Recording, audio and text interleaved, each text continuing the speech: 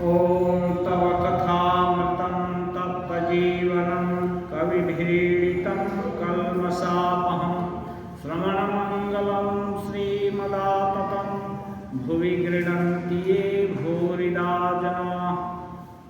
श्री रामकृष्ण वचनामृत। श्री रामकृष्ण देव दक्षिणेश्वर में भक्तों के साथ बातचीत कर रहे हैं। आज रविवार 8 अप्रैल 1983 ईस्वी है। बात करते करते श्री रामकृष्ण समाधिस्थ मग्न हो गए। अपनी छोटी काट पर बैठे हुए हैं। चारों ओर भक्त लोग बैठे हैं। श्री अधर सेन के कुछ मित्रों के साथ वहाँ आए हैं। अधर डिप्टी मजिस्ट्रेट हैं। इन्होंने श्री रामकृष्ण को पहले एक बार देखा है, आज दूसरी बार देख रहे हैं। इनकी उम्र लगभग 29-30 वर्ष की होगी। इनके मित्र सागाचरण को मृत पुत्र का शोक हुआ है। ये स्कूलों के डिप्टी इंस्पेक्टर रह चुके हैं, अब पेंशन ले ली है। साधन भजन पहले से ही कर रहे हैं। बड़े लड़के का देहांत हो जाने से किसी तरह मन को सांत्वना नहीं मिलती, इसीलिए अधर से इन्हें श्री रामकृष्ण के पास लाए हैं। बहुत दिनों से अधर स्वयं भी श्री रामकृष्ण को देखना चाहते थे। श्री रामकृष्ण देव की समाधि टूटी। आंखें खोलकर आपने देखा। कमरे भर के लोग आपकी ओर एकटक ताक रहे हैं।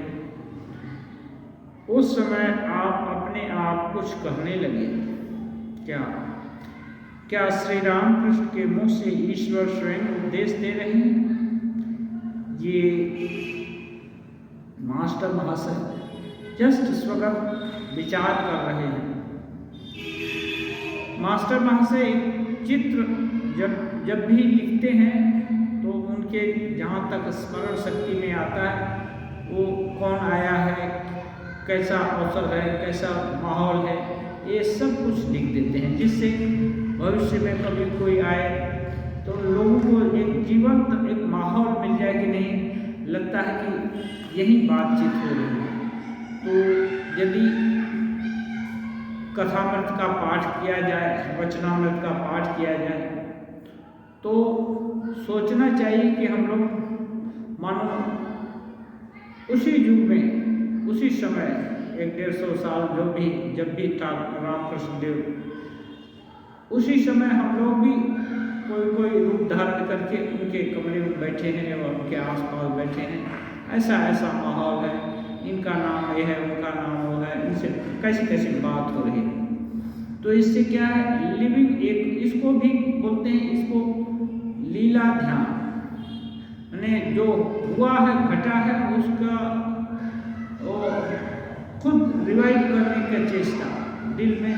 तब क्या है, उससे इधर उधर का चिंतन हट जाएगा और फिर वही एक चिंतन चलेगा और फिर वो बात ज़्यादा अच्छे से दिल में प्रवेश करेगी। तो अधर सेन डिप्टी मजिस्ट्रेट हैं। ये ठाकुर के बहुत भक्त हैं। बाद में रामकृष्ण देव उनकी बहुत प्रशंसा भी करते थे। इनकी ऊंची अवस्था थी। भले डिप्टी मजिस्ट्रेट हैं लेकिन बहुत भक्तिमान। इनके एक मित्र जो कि इंस्पेक्टर रहे हैं, स्कूल के डिप्टी इंस्पेक्टर, उनका पुत्र मर गया, बड़ा लड़का। तो उनको बहुत दुख है। दुख तो होगा ही, क्योंकि पुत्र अपना ही अंश माना जाता है, अपने ही अंश से जन्म संबोध होता है, तो स्वाभाविक है। तो फिर क्या करेंगे, जो गया फिर उसके लिए शोक करते कितना दिन रहेंगे। तो जो भी साथी दोस्त हैं वो चाहते हैं कैसे भी करके जो बचा हुआ वो तो ठीक से रहे। तो रामकृष्ण देव के पास ले आए। अब श्री रामकृष्ण देव उपदेश के रूप में कहते हैं। कभी कभी बिना पूछे ही कुछ ऐसी चीज़ बोलते हैं जिससे कि सुनने वाले या जो वहाँ वर्तमान हैं उनके ज़रूरत की चीज़ पूरी हो जाती है, उनके ज़रूरत का जवाब मिल जाता है। श्री राम कृष्ण, कभी कभी विषयी मनुष्यों में ज्ञान का उन्मेष होता है। ज्ञान का उन्मेष माने उनको मालूम हो जाता है कि नहीं ये संसार अनित्य है, भगवान सत्य है, हाँ यही सब सार वस्तु नहीं है, ये बोल रहे हैं। कभी कभी हो जाता है विषयी मनुष्य जो कि घोर विषयी है, मैंने विषय को ही सार समझते हैं, ऐसे लोग वह दीप शिखा की तरह दीप पड़ता है, नहीं सूर्य की किरण की तरह। वो जो ज्ञान का उन्मेष होता है, कभी कभी मानो दीपक जल रही तो मानो पता कुछ प्रकाश हो गया, कभी कभी सूर्य की किरण के समान एक किरण आई तो जो इतना प्रकाश हो रहा है, ऐसे क्षीण प्रकाश छेद के भीतर से मानव किरण निकल रही है। विषयी मनुष्य और ईश्वर का नाम, ये थोड़ा अटपटा चीज। जो संसार को सार समझ रहा है वो भला ईश्वर का नाम ले, ये कैसे संभव हुआ? उनमें अनुराग नहीं होता, अनुराग के साथ किसी भगवान का नाम नहीं हुआ। जैसे राम राम जप रहे हैं लेकिन वो दिखाने के लिए या कुछ दूसरा के लिए कर रहे हैं। अब कैसे होता है वो रामकृष्ण देव बताते हैं।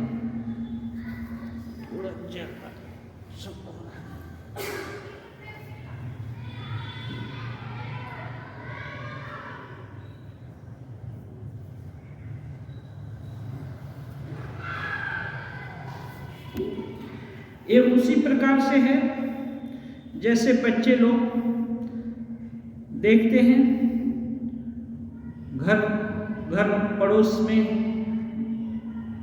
माता जी लोग, महिला लोग झगड़ा करते हैं तो बोलते हैं तुम्हें भगवान की कसम, हाँ तो घर के स्त्रियों का झगड़ा सुनकर भगवान की कसम याद कर ली। बच्चे जैसे याद कर लेते हैं कि भगवान की कसम, ऐसे ही विषयी लोग भगवान की कसम, या उनको भी लगता है कि संसार अनित्य है, बने ज्ञान का उनमें सो जाता है। कहते हैं विषयी मनुष्यों में निष्ठा नहीं होती, हुआ न हुआ तो न सही, निष्ठा नहीं हो पाती, क्योंकि थोड़ा थोड़ा सुना है, थोड़ा थोड़ा बोध हुआ है कि नहीं सच में ये नहीं है, लेकिन उसके प्रति रुझान नहीं हुआ। तो रुझान नहीं हुआ तो निष्ठा नहीं होगी। जिस चीज को के प्रति अच्छा समझ में आया कि भगवान सत्य है, ये संसारी असल चीज नहीं है, ये सदा रहने वाला नहीं है, तो फिर दूसरी जो भगवत वस्तु है उसके प्रति अनुसार उसको जानने की इच्छा, भगवान को याद करने की इच्छा, उनके निकट जाने की इच्छा तीव्र जल्दी नहीं होती है। तब इसका मतलब ये हुआ कि हुआ तो हुआ, नहीं हुआ तो कोई बात नहीं। जैसे 100 काम में एक काम ये भी एक हो गया। कहते हैं पानी की जरूरत है, कुआं खोद रहा है, खोदते खोदते जैसे ही कंकड़ निकला कि बस छोड़ दी जगह, दूसरी जगह खोदने लगा, लो वहां भी बालू ही बालू निकलती है, उस जगह को भी छोड़ दिया। जहां खोदना आरंभ किया है वहीं जब खोदता रहे तभी तो पानी मिलेगा। जो भी एक संकल्प जब दृढ़ ये हुआ कि जब अच्छा ज्ञान हुआ कि नहीं भगवान सत्य है, तो इस विषय को छोड़ कैसे देंगे। जैसे स्कूल में नाम लिखाया, अब उस क्लास में पढ़ना है तो उसको छोड़ दिया, केवल खेलने में बिता देंगे, तो स्कूल में नाम लिखाने का क्या मतलब। जब नाम लिखाया, स्कूल में गया, सब कुछ हुआ, तो उसमें पढ़ना उस विषय का ज्ञान होगा। ऐसे ही जैसे कैसे भी करके यदि थोड़ा ज्ञान हो गया कि भगवान सत्य हैं, तो उस विषय में सोच को नहीं बढ़ाया, इच्छा को नहीं बढ़ाई, तो फिर वही होगा कि वस्तु प्राप्त नहीं होगी। संसार तो चलता रहेगा, दिन चला जाएगा, चाहे प्रयास हो या न हो।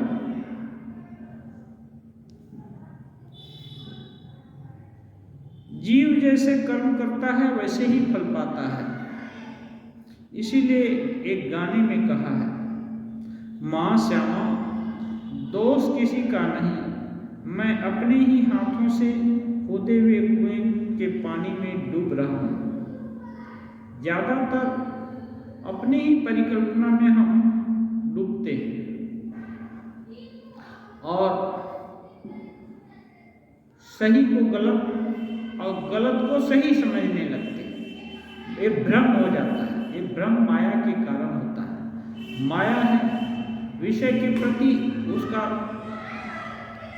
स्वाभाविक अनुराग, आदमी के चित्त में विषय के प्रति स्वाभाविक अनुराग माया के कारण होता है। ये माया बहुत अचिंत्य है, दुर्लभ है, बहुत कठिन है। ये माया को पार करना दुस्तर माया का सागर है, इसको पार करना इतना सहज नहीं है। इसीलिए बोलते हैं गीता में, माम एव ये प्रपद्यन्ते मायाम एताम तरन्ति। जो मेरे शरण प्रपद्यन्ते में प्रपद्य ये होना माने पूरा शरणागत होना, मेरे ऊपर निर्भर करना। निर्भरता कैसे होगी? जैसे बच्चा माँ खिलाती पिलाती है, उसको बार बार देखता है, इसलिए बच्चे का माँ के ऊपर विश्वास हो जाता है। इसलिए माँ के गोद में आ गया तो हो सकता है घर में पूरी आग लगी हो, लेकिन बच्चा शांत हो जाता है। सब कुछ ठीक ठाक है, माँ नहीं दिखती है तो बच्चा रोने लगता है, क्योंकि लगता है कि माँ नहीं है तो कोई कुछ ना कुछ गड़बड़ है। घर में आग लगने पर भी माँ यदि उसको अपने गोद में नहीं लिया तो बच्चा को तसल्ली होगी, नहीं अब जो एकदम स्वर्ग में आ गए। क्यों? ये विश्वास हुआ। ऐसे ही भगवत वस्तु पर विश्वास हो जाए तो काम बन जाए, लेकिन ये विश्वास सहज में होता नहीं। इसीलिए रामकृष्ण देव कहते हैं, साधु संग और सब ग्रंथों का भी संग करना पड़ेगा, क्योंकि साधु संग हर समय मिलना मुश्किल है। किसको समझेंगे कि साधु है? ठाकुर ये भी कहते हैं, जो भगवान को छोड़कर और कुछ नहीं जानता और उसका कोई अवलंबन नहीं है, क्या दिन क्या रात, वही साधु है। ऐसा खोजेंगे तो दीपक लेकर खोजने से भी कैसे पहचानेंगे कि कौन क्या है? और अच्छे साधक अपने को डिस्क्लोज भी नहीं करते कि नहीं हम अच्छे साधक हैं। इसलिए सत्संग में जाना है, जो कुछ भी अच्छा लगे उसको अपना बनाने का चेष्टा करना है। वो जहाँ से जो कुछ सुनते हैं वो किससे सुने वो बड़ी बात नहीं है। जो कोई भी अच्छी वस्तु दिखाई देती है इस जीव जगत में, सब ईश्वर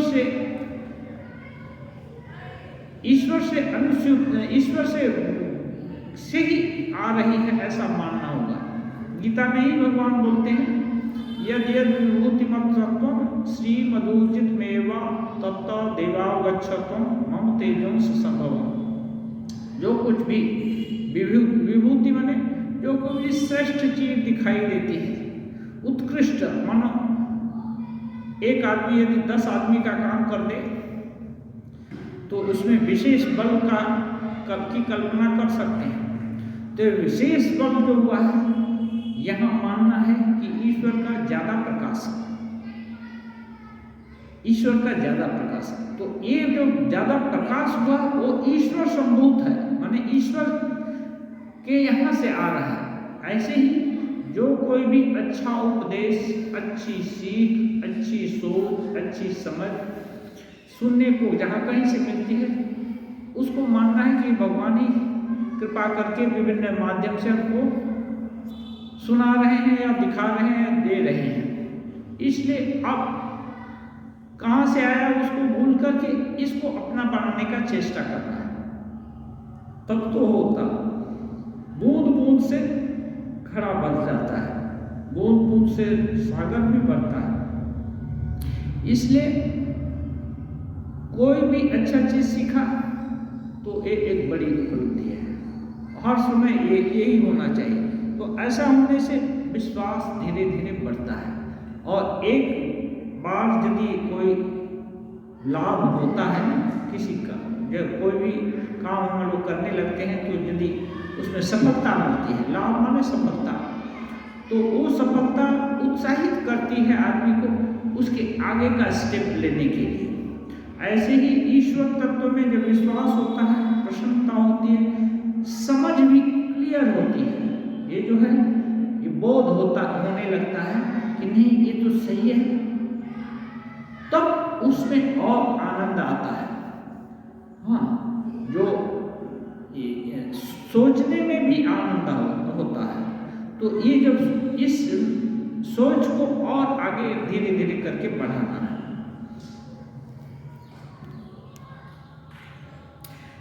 जो कहते हैं विषयी लोगों में एक नहीं हो पाता, कोई नहीं है, विषय से ही सब जन्मा है, लेकिन जहां जन्म हुआ वहीं पर मरण हो, ये अच्छा नहीं है, ये अच्छा नहीं है। उससे उन्नति होनी है। ये मनुष्य जन्म बहुत भाग्य से, बड़े भाग मानुष तन पावा, बहुत भाग्य के बाद ये मनुष्य का जन्म हुआ। ये मीरा गाती हैं, नहीं ऐसो जन्म बारंबार, ऐसा जन्म, इतना अच्छा जन्म बार बार नहीं मिलता। मिलेगा फिर कितने लाख योनि के बाद मिलेगा मालूम नहीं। इसलिए जितना हो सके शुभ संस्कार जुटा लेना पड़ेगा। तो ठाकुर इसलिए बोल रहे हैं कि यदि किसी में विषय बहुत कूट कूट कर भरा है और उसी की तरफ रुझान है, तो उसको समझना चाहिए कि वो इस कैटेगरी का है, और चाहे तो कैटेगरी चेंज हो सकती है, क्योंकि it soul is potentially divine. ये जो है ना, प्रत्येक जीव अव्यक्त शिव ही है। तो शिव में हर चीज है, क्यों? प्रकाश में भेद है।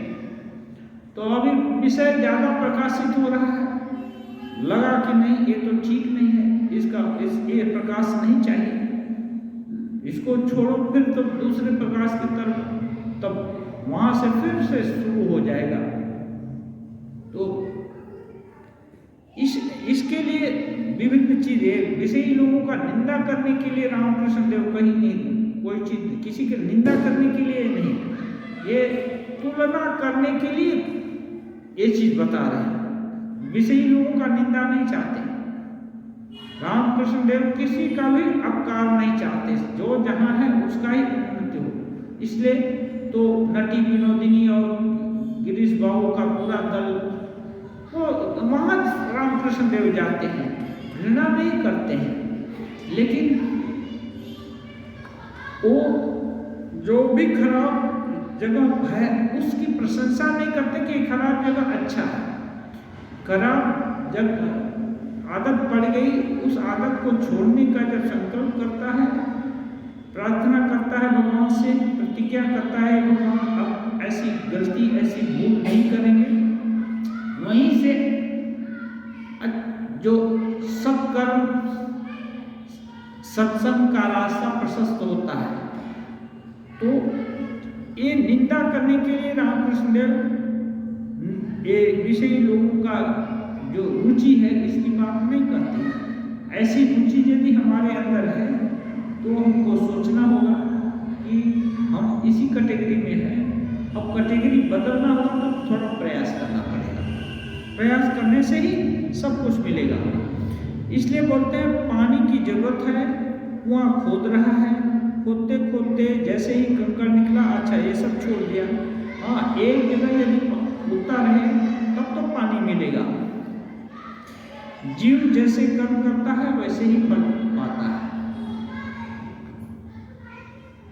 इसलिए गाने में है, हाँ अच्छा, माँ श्यामा दोष किसी का नहीं, मैं अपने ही खोदे कुएं में डूब रहा हूँ। यहाँ तक हुआ। मैं और मेरा अज्ञान है। अब बोलते हैं मैं और मेरा, मैं ये कर सकता हूँ, मेरा ये शरीर है, मेरा ये धन है, मेरा ये दौलत है, मेरे ये सगे संबंधी हैं, मेरे ये दोस्त हैं। हाँ, ये सब को अज्ञान बोलते हैं। अब कहते हैं विचार करो तो करो, देखोगे जिसे मैं कह रहे हो वह आत्मा के अतिरिक्त और कुछ नहीं। मैं कहने से क्या होता है, लोग अपने शरीर को समझते हैं, अपना रंग रूप शरीर यही समझ में आता है। लेकिन ये अज्ञान है, अज्ञान के कारण होता है। क्योंकि इतना बड़ा शरीर है, ये तो इतना बड़ा था नहीं, ये तो बहुत छोटा था। जब माँ के यहाँ से निकला तो ये बहुत छोटा था और ये कुछ दिन बढ़ा, कभी स्वस्थ रहता है, कभी अस्वस्थ रहता है और कभी ये खत्म भी हो जाता है, इसका परलोकवास भी हो जाता है। तो फिर जला भी दिया जाता है, गाड़ भी दिया जाता है। फिर ये कैसे शरीर आत्मा हो, मैं हो? कोई नहीं बोलता कि मैं नहीं रहूँगा। मैं जो छोटे बच्चे से था वही बूढ़े तक कंटिन्यू रहता है, मरने के आगे तक। मरने के बाद भी यदि कोई हो तो वो नहीं बोलेगा कि मैं नहीं रहूँगा। ऐसा किसी को अनुभव नहीं होता। इसलिए ठाकुर बोल रहे हैं कि यदि अच्छा से विचार करो तो देखोगे कि आत्मा के अतिरिक्त जो शुद्ध मैं है वही आत्मा है। विचार करो। अब विचार करने का तरीका बता रहे हैं। तुम शरीर हो या हाड़ हो या मांस हो या और कुछ, शरीर हो या हाड़ हो या मांस हो या और कुछ, इसके पूरे शरीर को ही तो साधारण लोग मैं समझते हैं। तब कहते हैं, तब देखोगे तुम कुछ नहीं हो, हाड़ भी नहीं। एक हड्डी टूट गई तो मैं खत्म हो गया, ये तो नहीं होता।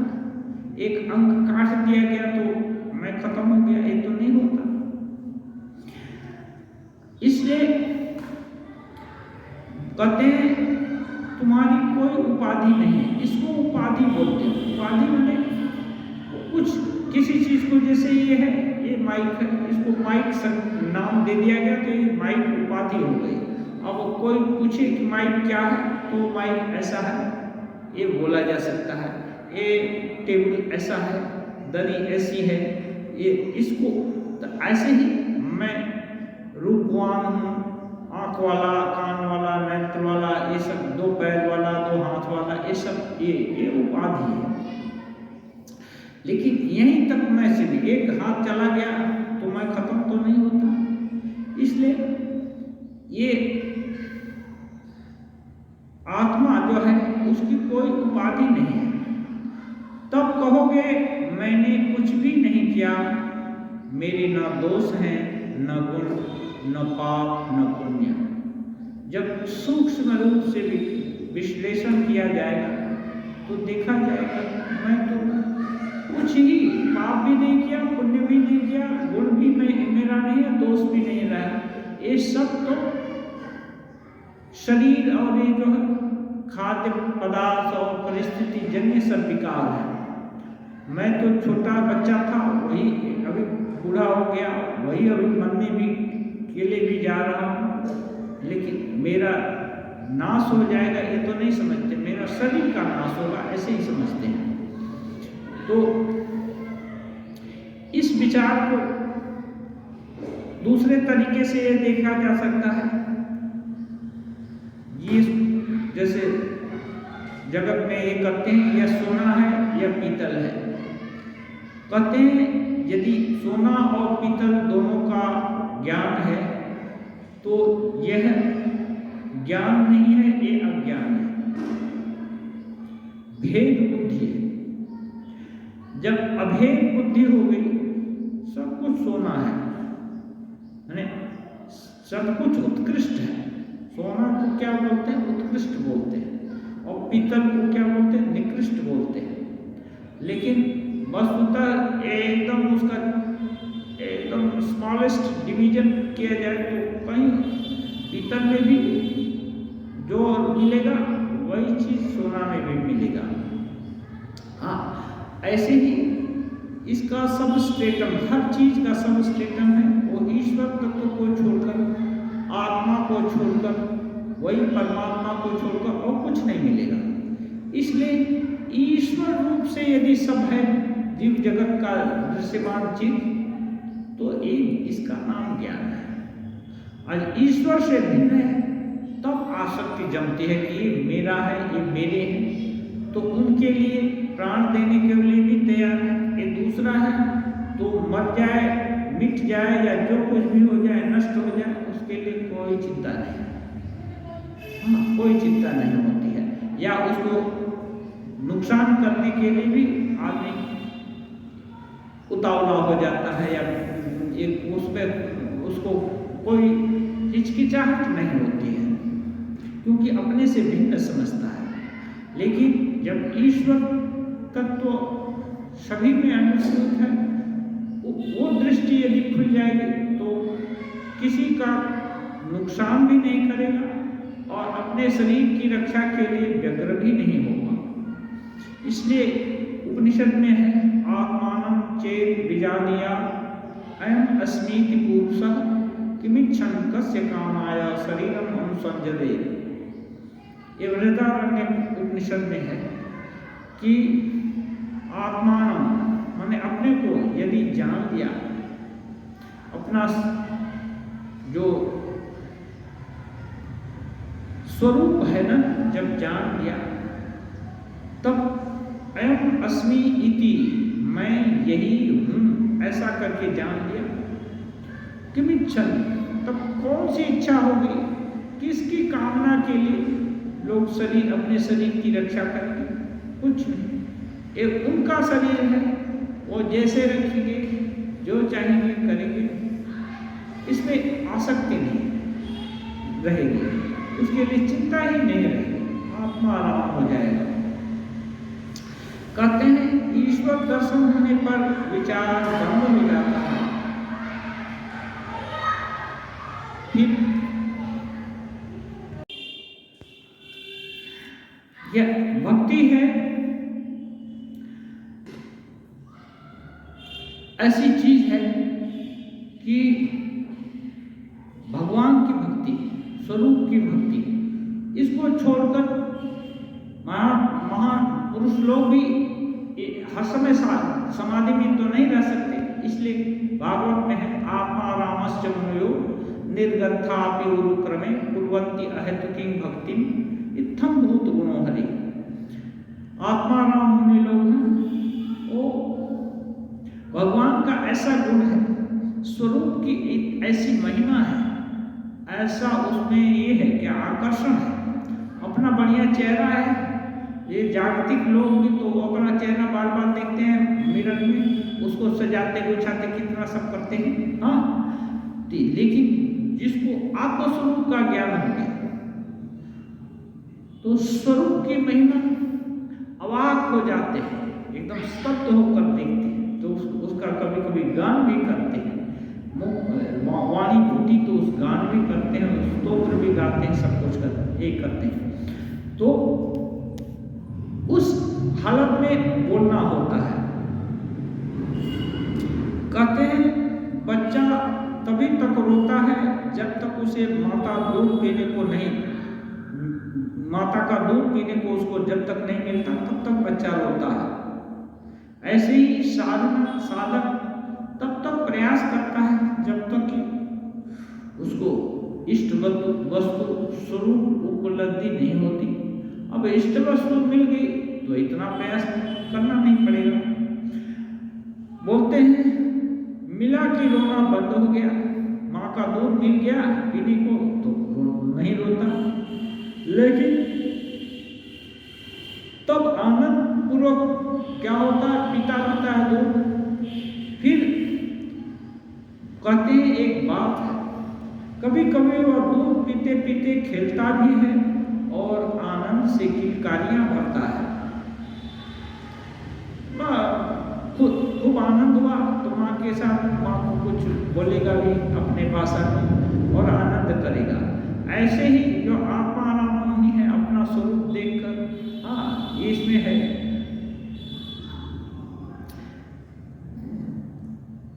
अष्टावक्र संहिता में अपने ही महिमा को देखकर अवाक होकर के बोलता है मैं ये हूं मैं हूं।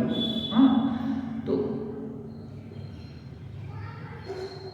इस महिमा को देख करके ये जो साधक है कभी कभी बोलता भी है, कभी कभी प्रकाशित भी करता है, कभी कभी आनंद भी करता है, कभी कभी गाता है, नाचता भी है।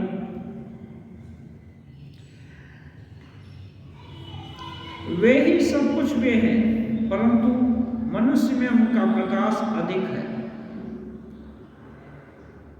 जहां शुद्ध सत्व बालकों का सा स्वभाव है कि कभी हंसता है, कभी रोता है, कभी नाचता है, कभी गाता है, वहां वे प्रत्यक्ष भाव से रहते हैं।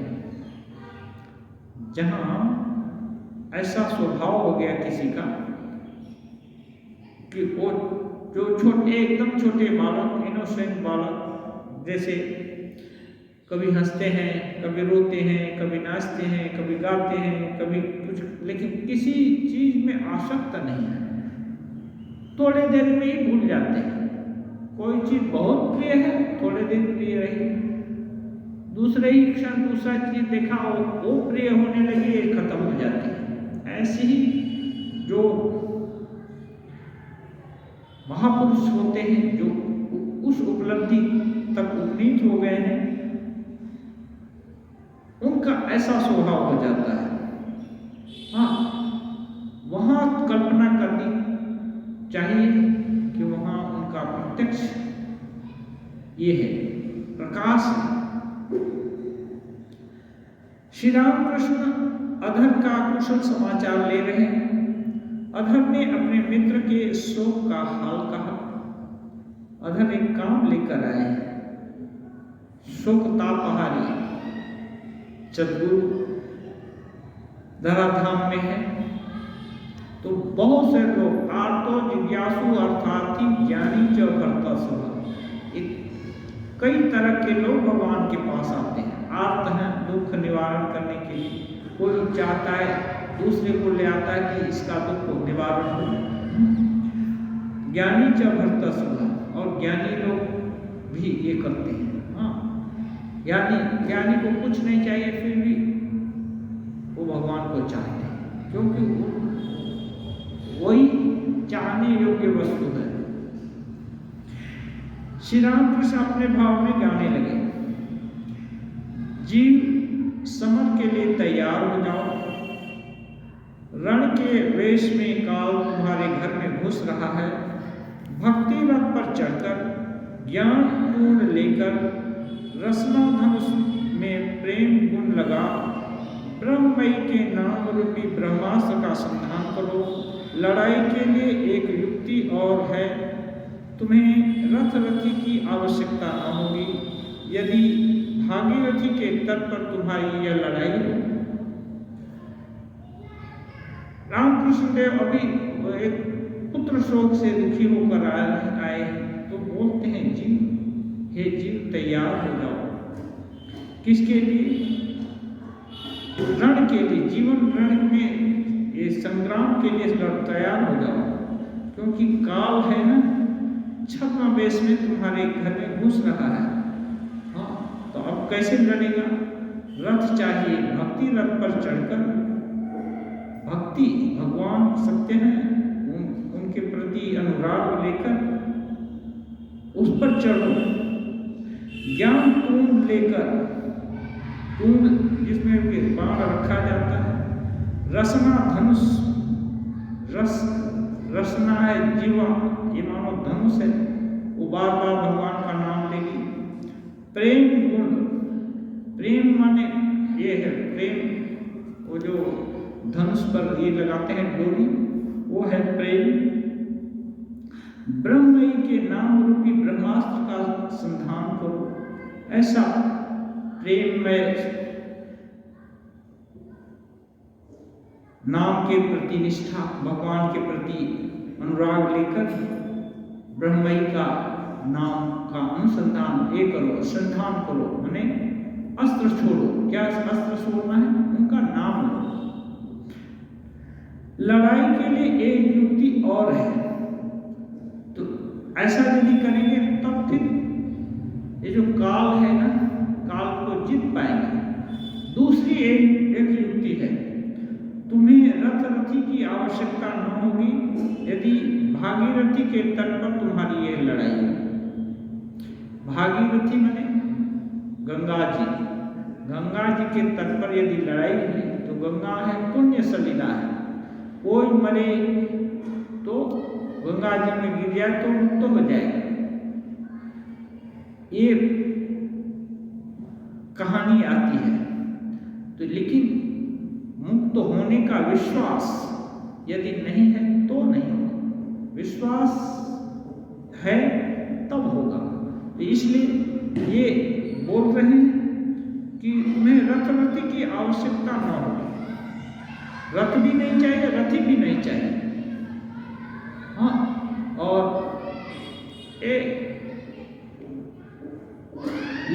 यदि भी विश्वास हो कि मैं माँ के तलटी में ये सब ही कर रहा हूँ, माँ हमारे लिए योग क्षेम का रास्ता है, जो है योग क्षेम खुद ही हमारे लिए जुगाड़ करके रखी है। तो भागीरथी के तट पर ये जो भी कुछ करें संसार में खुद नहीं कर रहे हैं, मानो भगवान के द्वारा ही किया कराया जा रहा है, और भगवान ही हर समय हर कर्म में हमारे को सपोर्ट कर रहे हैं, और इसका फलाफल उनको ही मिलने वाला है। यदि ऐसा हो तो फिर ज्यादा कुछ करने का है। शरणागत, भागीरथी के तट पर लड़ने का मतलब एकदम भगवान के शरणागत होकर के यदि रहे तो उसको ज्यादा साधन भजन करने की कोई जरूरत नहीं, और नहीं तो भक्ति से, भक्ति रथ पर चढ़कर ज्ञान क्या है? ये सत्य है, भगवत वस्तु सत्य है, और दूसरा संसार अनित्य है। एक करके भगवान का नाम, ईश्वर का नाम, माँ का नाम लेने का प्रयास करना पड़ेगा। दोनों में एक कोई भी किया तब बच सकते। कहते हैं क्या करोगे? इस काल के लिए तैयार हो जाओ, उपाय नहीं है। इसलिए एक काल है ना, आएगा काल माने मृत्यु, तो ये काल घर में घुस रहा है, उनका नाम रूपी अस्त्र लेकर लड़ना होगा, उपाय नहीं है, लड़ना ही होगा। करता वे ही है, मैं करता हूँ जैसा कराते हो वैसा ही करता हूँ, जैसा कहते हो वैसा ही करता हूँ। मैं यंत्र हूँ, तुम यंत्री हो, मैं घर हूँ, तुम घर के मालिक हो, मैं गाड़ी हूँ, तुम इंजीनियर हो। यदि ऐसा विश्वास है तब इसका मतलब हुआ भागीरथी के तट पर रहना, और नहीं तो काल से जूझने के लिए तैयार हो, जब तब करो प्रेम से और ज्ञान का आश्रय लेकर, तब होगा। आम मुख्तारी उन्हीं को बनाओ, आम मुख्तार उन्हीं को बनाओ। कहते हैं यदि शरणागत हो गए भागीरथी के तट पर तो आम मुख्तार उनको बनाओ। काम का भाव अच्छा अच्छे आदमी को देने से कभी अमंगल नहीं होता। काम का भार, कोई भी दायित्व यदि अच्छे आदमी को दे दिया तो नुकसान होने का चांस नहीं है। भगवान तो अच्छे हैं, अच्छे से भी अच्छे हैं, इसलिए उनको आमुख्तार बनाओ तो कोई दिक्कत नहीं होगी। उनकी जो इच्छा हो करे। सो भला क्यों नहीं होगा? आत्मज है ना, रावण मरा तो लक्ष्मण दौड़े हुए गए, देखा उसके हाड़ों में ऐसी, उसके हड्डी हाड़ों में ऐसी जगह नहीं जहां छेद न रहे हो। लौट कर राम से बोले, भाई तुम्हारे बाणों की बड़ी महिमा है। रावण के देह में ऐसी कोई जगह नहीं जहां छेद नहीं है। राम बोले, हाड़ के भीतर वाले छेद हमारे बाणों के नहीं हैं। मारे शोक के उसके हाड़ जर्जर हो गए, वे छेद शोक के ही चिन्ह हैं।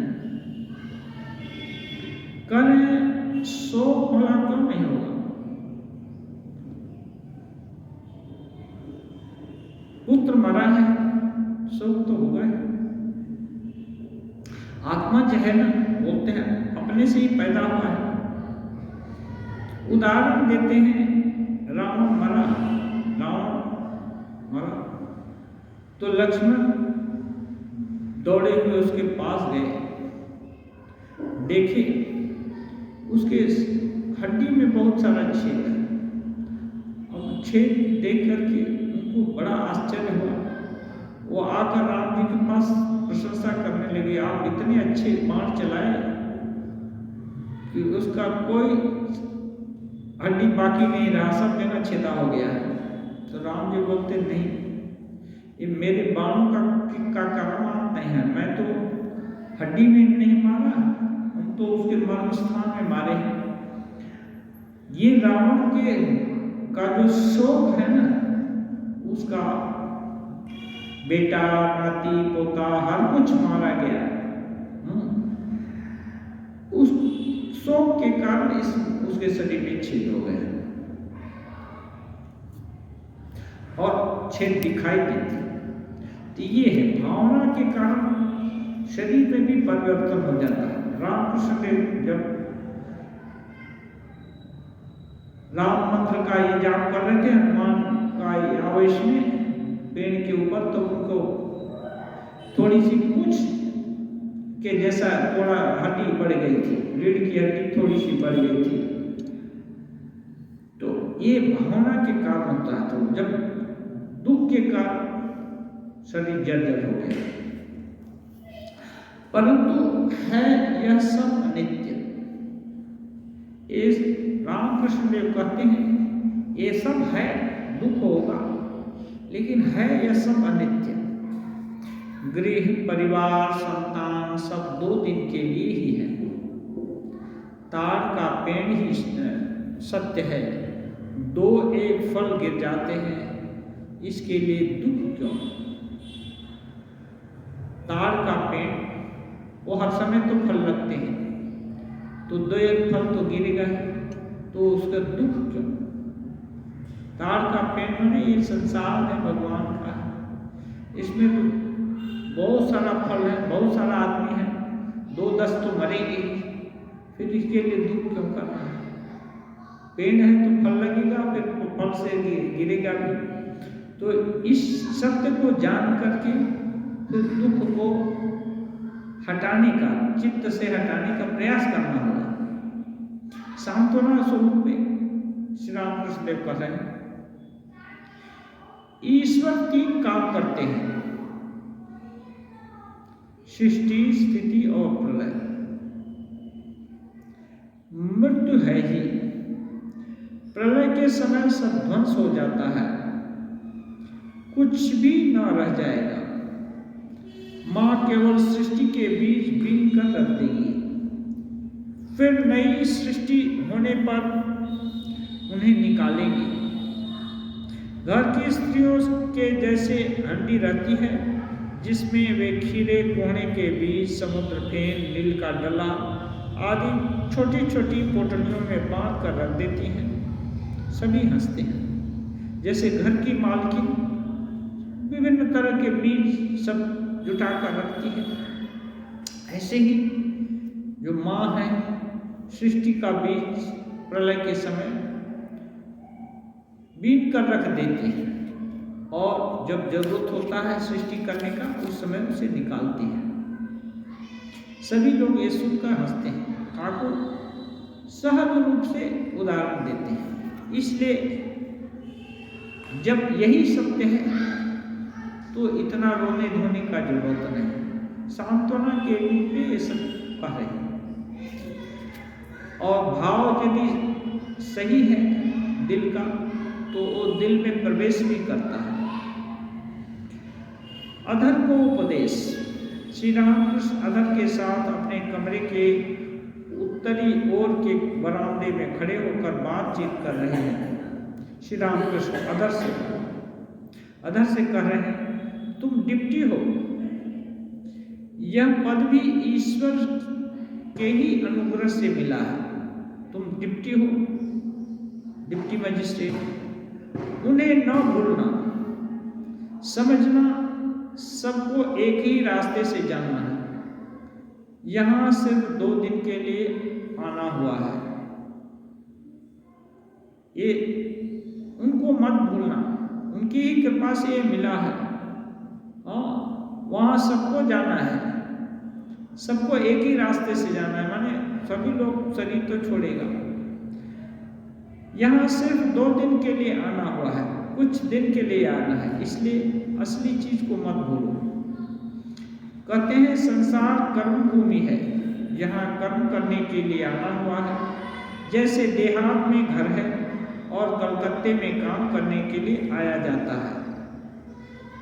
गांव में घर है, कलकत्ता में काम करने के लिए आया है, तो कलकत्ता में हर समय नहीं रहना है, कलकत्ता से काम करके घर में जाकर रहेंगे।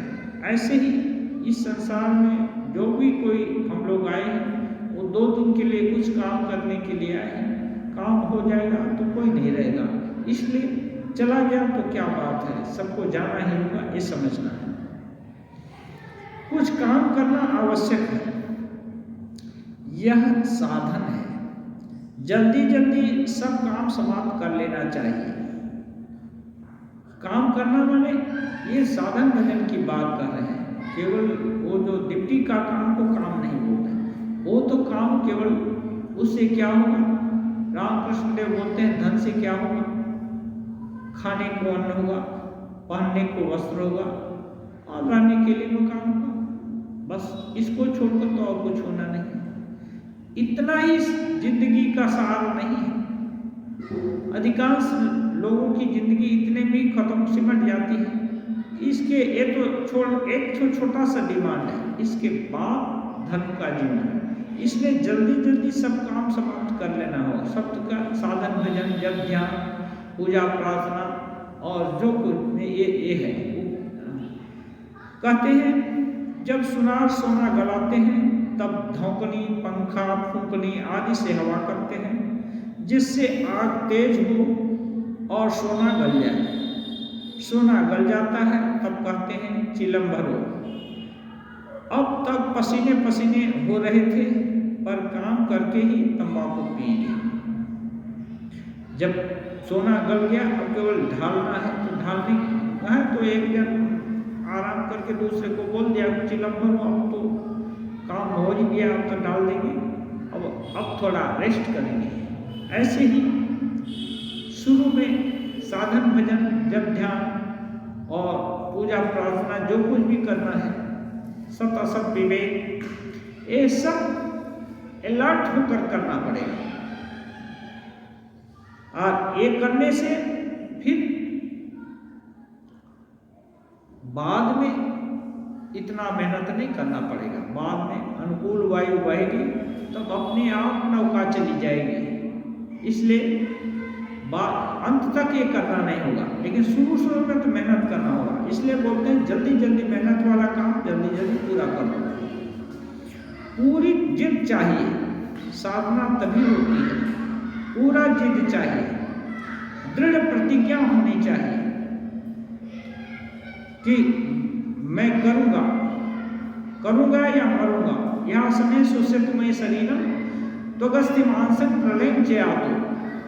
बुद्धदेव प्रतिज्ञा किए कि इसी आसन पर मेरा शरीर सूख जाए, तो ये जो अस्थि चर्म है सब प्रलय सब नष्ट हो जाए, लेकिन ये बोधि को प्राप्त किए बिना हम यहां से नहीं उठेंगे। तो ये संकल्प चाहिए कि ये करना ही होगा, तब साधना होती है। दृढ़ प्रतिज्ञा होनी चाहिए। उनके नाम बीज में बड़ी शक्ति है। जो नाम मंत्र है उनका में बहुत शक्ति है। श्री रामकृष्ण देव कहते हैं वह अविद्या का नाश करता है। बीज कितना कोमल होता है और अंकुर भी कितना नरम होता है, परंतु मिट्टी कैसी कड़ी क्यों न हो उसे पार कर ही जाता है, मिट्टी फट जाती है। इसलिए बोलते हैं मंत्र भले ही छोटा हो, बहुत ये अविद्या का जितना भी संसार है, जितना भी आकर्षण है, ये सबसे पार कर जाएगा यदि मंत्र में निष्ठा हो तो। कामिनी कांचन के भीतर रहने से वे मन को खींच लेते हैं। सावधानी से रहना चाहिए। त्यागियों के लिए विशेष भय की बात नहीं है। जो कामिनी कांचन के घर संसार में रहते हैं वो थोड़ा अलर्ट रहना पड़ेगा, तब होगा। त्यागी जो असंसारी हैं, संसार से बाहर हो गए, उनके लिए ज़्यादा झंझट नहीं है बोलते हैं। यथार्थ त्यागी कामिनी कांचन से अलग रहता है।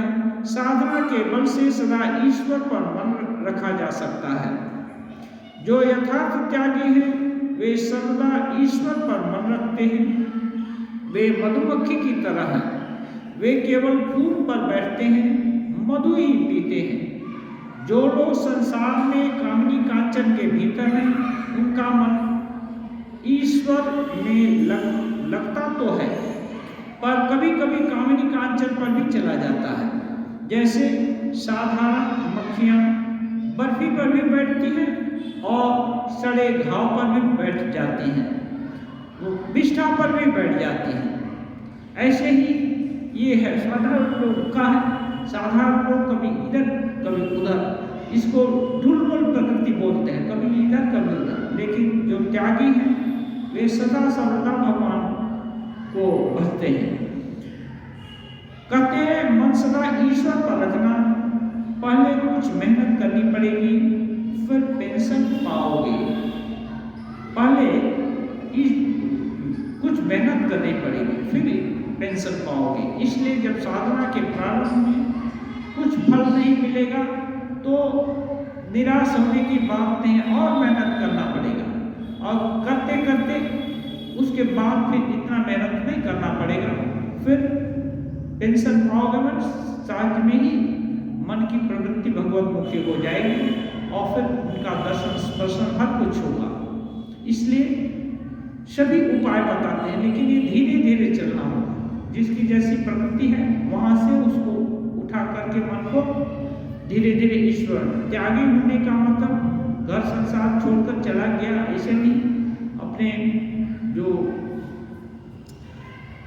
मास्टर महर्षि स्वयं कितने बड़े त्यागी हैं, और साधु नाग महर्षि गृहस्थ होकर भी त्यागियों में श्रेष्ठ हैं।